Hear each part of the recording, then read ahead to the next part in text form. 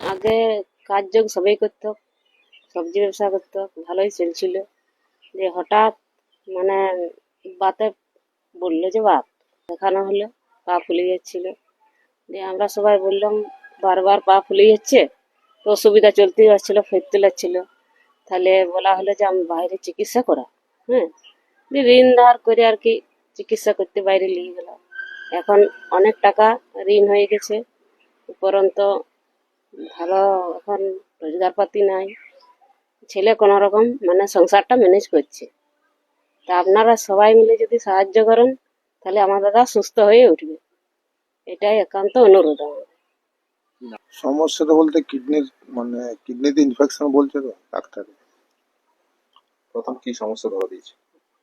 প্রথম বলছিল বাত বটে, এখানে বাঁকুড়া যখন দেখায় তখন বলছিল বাত, কিন্তু বাত নয়, ওই ওষুধের জন্য ইনফেকশনটা হয়েছে।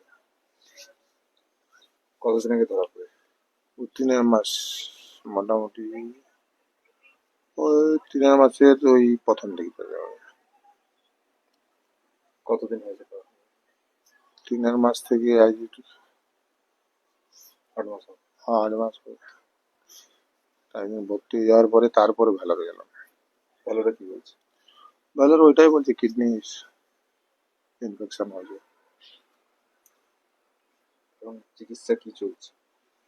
চিকিৎসা চলতে বলতে ওষুধ চলছে, ডায়ালিসিস আর প্লাস ইঞ্জেকশন গুলো মাঝে মাঝে নিতে হচ্ছে। শরীরে কি সমস্যা হচ্ছে? শরীর বলতে এখন অসুবিধা বলতে এখন ওই ঘাড়ের এই জায়গাগুলো লাগছে প্রচন্ড। কাজ করতে পারছেন না, এখন কাজ করা যাচ্ছে না।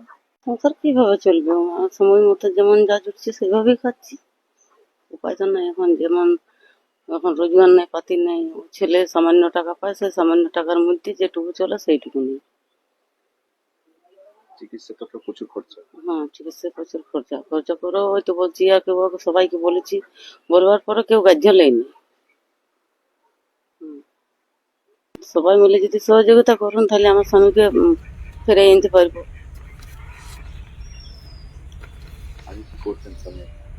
সবজি হয়েছে আপনি কি বাড়িতে এখন বাড়িতে কোনো কাজ করতে পারেন? না। বাড়িতে কোনো কাজ করেন? না, বাড়িতেও কোনো কাজ করে না, হাত পা কাঁপছে তো।